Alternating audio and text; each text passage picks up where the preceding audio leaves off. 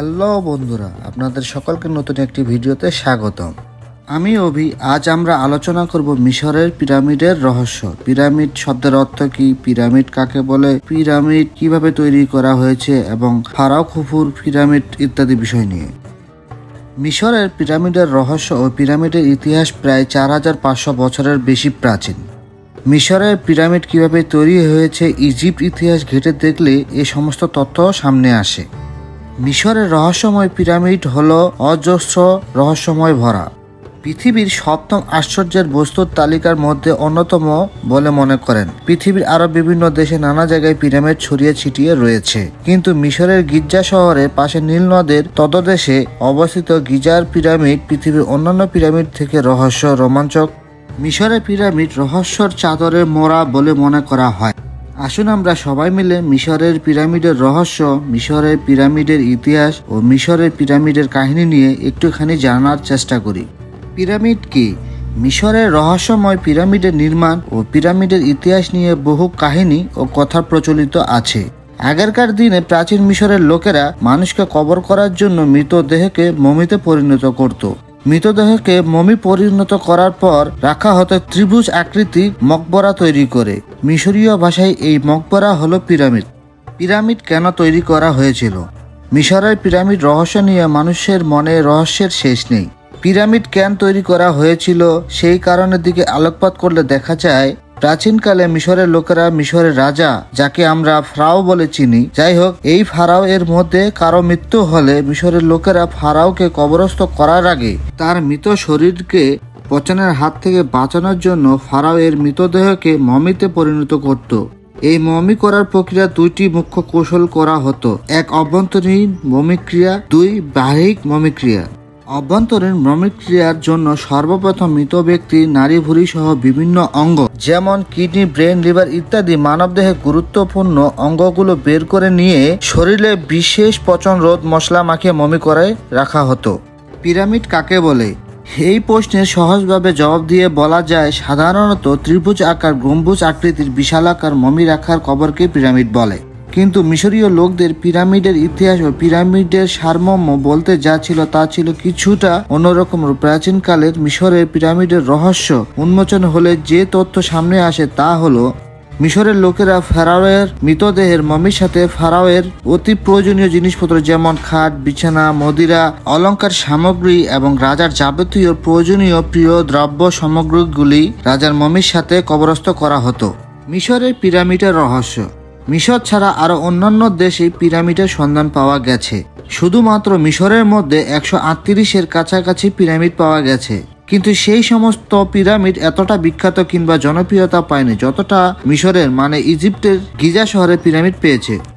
ইজিপ্টের pyramid বিখ্যাত ও রহস্যময় হওয়ার পিছনে অনেক কারণ খুঁজে পাওয়া যায়। আসুন তাহলে মিশরের পিরামিড রহস্যময় হওয়ার কারণগুলি জেনে নেওয়া যাক।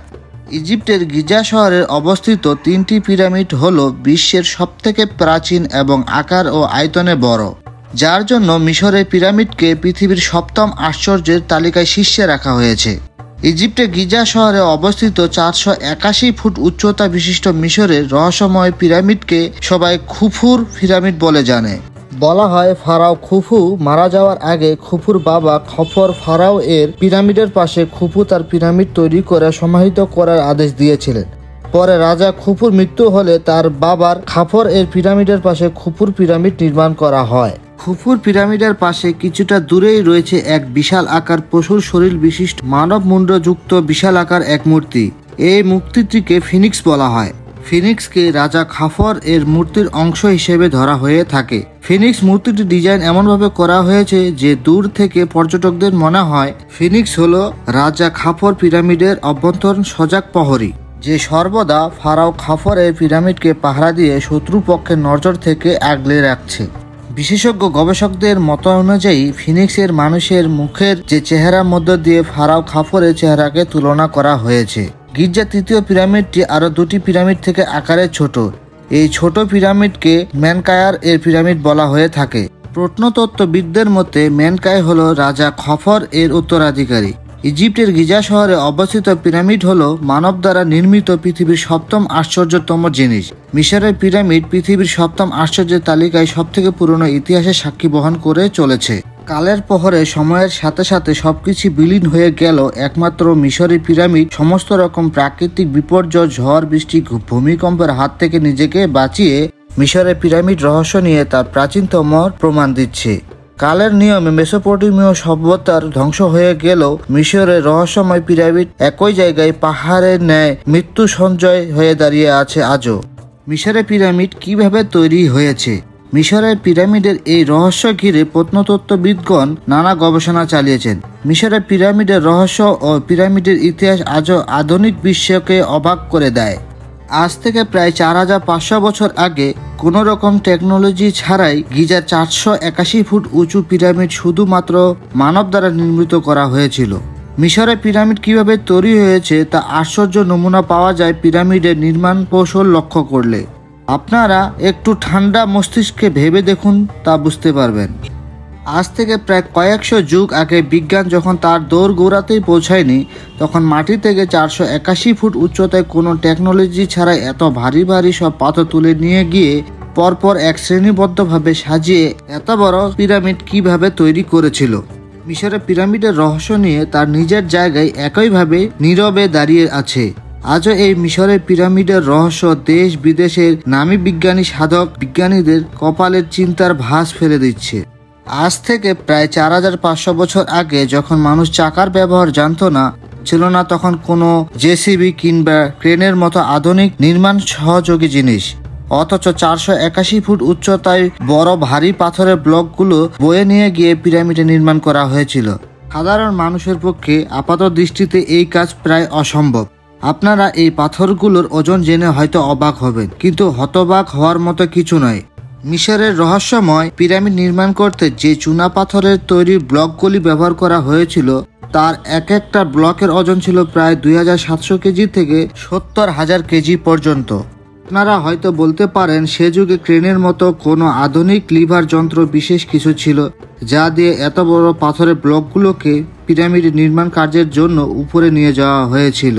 কিন্তু আপনাদের জেনে রাখা ভালো, আধুনিক অট্টালিকা ও আরও বিভিন্ন নির্মাণ কার্যে ব্যবহৃত ক্রেনগুলো শুধুমাত্র 20,000 কেজি পর্যন্ত ভার উঠাতে সক্ষম। কিন্তু তখনকার দিনে, আজ থেকে প্রায় কয়েক হাজার বছর আগে, শুধুমাত্র মানুষের দ্বারা এত ভারী ভারী পাথরের ব্লকগুলো দিয়ে মিশরের পিরামিড কিভাবে তৈরি হয়েছে ভাবতেই অবাক লাগে। মিশরের পিরামিড কেন তৈরি করা হয়েছিল আজও তা বিস্ময়। মিশরের পিরামিড নির্মাণ কার্যে 23 লক্ষ পাথরের ব্লক ব্যবহার করা হয়েছিল। আর এই ভারী পাথরগুলো কোথা থেকে নিয়ে আসা হয়েছিল এর কোনো জবাব নেই। এর জবাব মিশরের পিরামিডের রহস্যের অন্ধকারে আজও স্তব্ধ হয়ে রয়েছে। তখনকার দিনে মেসোপটেমীয় সভ্যতায় লোহার মতো শক্ত ধাতুর ব্যবহার মানুষ জানতো না। মানুষ ধাতু বলতে শুধু তামার ব্যবহার করত। অথচ মিশরের পিরামিডের কাহিনীতে আজও আবছা কিভাবে ইজিপ্টের লোকেরা এই বড় বড় ভারী পাথরগুলো কেটে নিখুঁতভাবে 4 কোণ সেল দিল। এই প্রশ্ন মিশরের পিরামিডকে রহস্যকে আরও রহস্যময় করে তোলে। কারণ শুধুমাত্র তামার দ্বারা তৈরি উপকরণ ব্যবহার করে পাথর কেটে পাথরে 4 কোণা সেল দেওয়া সম্ভব নয়। কারণ তামা হলো একটি নরম ধাতু যা দিয়ে কঠিন পাথর কাটা প্রায় অসম্ভব বললেই চলে। মিশরের পিরামিডের ইতিহাস একটু সুস্থ মস্তিষ্কে অধ্যয়ন করলে আমরা দেখতে পাই, আজ থেকে প্রায় 4500 বছর আগে বিনা কোনো মেশিনারিতে শুধুমাত্র মানুষের কঠিন পরিশ্রম ও শিল্পকর্ম দ্বারা পিরামিডের মতো বড় স্থাপত্য নির্মাণ করেছিলেন মিশরবাসী, যা আধুনিক প্রজন্মের চিন্তার বাইরে। মিশরের পিরামিডের রহস্যের মধ্যে একটা ঘটনার উল্লেখ পাওয়া যায়, যাকে অরিয়ন করিডোরেশন থিওরি বলা হয়ে থাকে। যদি কখনো আপনারা ইজিপ্ট গিয়ে থাকেন, তাহলে রাত্রিবেলা গিজা শহর থেকে অনতি দূরে অবস্থিত ফারাও খুফুর পিরামিড দেখতে পাবেন পিরামিড তিনটির উপর একই সরল রেখায় অবস্থিত 3টি তারার সমন্বয়ে একটি তারামণ্ডলকে দেখতে পাওয়া যায়। পিরামিডের উপর অবস্থিত এই 3টি তারার অবস্থান, আপনি পিরামিডটিকে যে দিক থেকেই দেখুন না কেন, এই তারা 3টি সর্বদা একই সরল রেখায় দেখতে পাবেন। তারাগুলোকে দেখলে মনে হবে তারাগুলো এক একটি পিরামিডের চূড়ার উপর মণির মতো জ্বলছে। এই তারামণ্ডলের নাম হলো অরিয়ন বেল্ট তারামণ্ডল। এই 3টি তারার নাম হলো অ্যানিটাক, আইডলিয়াম ও মিরটাক। এই তিনটি তারাকে সর্বদা মিশরের পিরামিডের উপর 90 ডিগ্রি কোণে দেখতে পাওয়া যায়। ইজিপ্টের ইতিহাস ও মিশরের পিরামিডের এইসব রহস্য দেখে বিশেষজ্ঞদের এক অংশের ধারণা ভিন্ন গ্রহের লোকেরা অনেক আগে এসেছিল। এলিয়েনরা যখন পৃথিবীতে আসে তখন তারা তাদের সঙ্গে তাদের উন্নত প্রযুক্তি ও কলাকৌশল সঙ্গে করে নিয়ে এসেছিল এবং মিশরের রহস্যময় পিরামিড নির্মাণে এলিয়েনদের যোগদান ছিল। আবার কারো কারো মতে এলিয়েনরা পৃথিবীতে এসেছিল ফেরাও খুফুর পিরামিডের উপর রাত্রিবেলা অবস্থান করা ওই তিনটি নক্ষত্রের সমন্বয়ে গঠিত ওরিয়ন বেল্ট নক্ষত্রের মণ্ডলের থেকে। পিরামিড কিভাবে তৈরি হয়েছিল, পিরামিড মানুষ দ্বারা নির্মাণ করা হয়েছিল না এলিয়েন তৈরি করেছিল, সঠিকভাবে কেউ বলতে পারে না। তবে মিশরের পিরামিডের কাহিনীতে ওরিয়ন বেল্ট নক্ষত্র মণ্ডলের সংযোগ একেবারে উড়িয়ে দেওয়া যায় না। কিছু বিশেষজ্ঞদের মতে এলিয়েনরা পিরামিডের উপর অবস্থান করা ওই তিনটি তারা থেকে এসেছিল। পিরামিড কেন তৈরি করা হয়েছিল এর উত্তরে বিশেষজ্ঞদের মতামত হলো পিরামিডটা নির্মাণ করা হয়েছিল ভিন্ন গ্রহের লোকদের সাথে সংযোগ রক্ষা করার জন্য। পিরামিড হলো ভিন্ন গ্রহের প্রাণীদের সাথে কমিউনিকেশন টাওয়ার, আর এই জন্য রাত্রিবেলা ওই তিনটি তারার সাথে একই সরল রেখায় নিখুঁতভাবে ফারাও খুফুর পিরামিডের উপর সোজাসুজি সংযোগ ঘটে থাকে। মিশরের পিরামিডে প্রতিটি কোণে নানা রহস্য লুকিয়ে আছে, কিন্তু মিশরের পিরামিডের ভিতরে ছবিতে ধরা পড়া সুড়ঙ্গ পথ মিশরের পিরামিড রহস্যকে আরও রহস্যচকিত করে তোলে। পিরামিডের মধ্যে বেশ কয়েকটি জায়গায় সুড়ঙ্গ পথ আছে।